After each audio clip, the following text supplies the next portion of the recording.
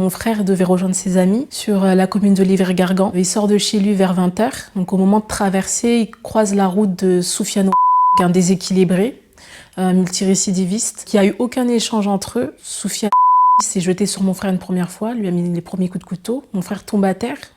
Il est encore vivant puisque les témoins disent qu'il bouge encore. Donc Soufiane s'éloigne du corps de mon frère pour ensuite revenir lui remettre des coups de couteau.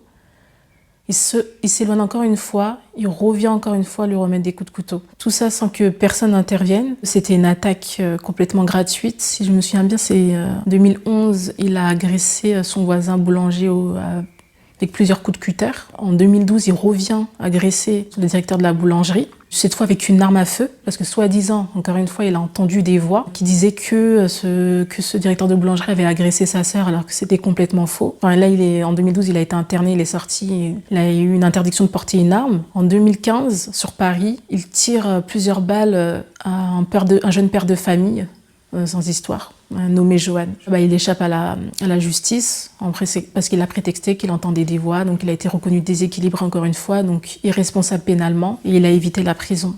Là, malheureusement, quelques années après, mon frère a été tué sauvagement. Actuellement, il est en UMD, ça va être comme pour l'affaire de Johan, on le met en UMD quelques années, ensuite il va ressortir. Ils vont dire, il va prendre ses médicaments, quelques temps, il va soi-disant aller mieux. Une fois dehors, plus personne ne va suivre et ensuite il va recommencer, il va tuer.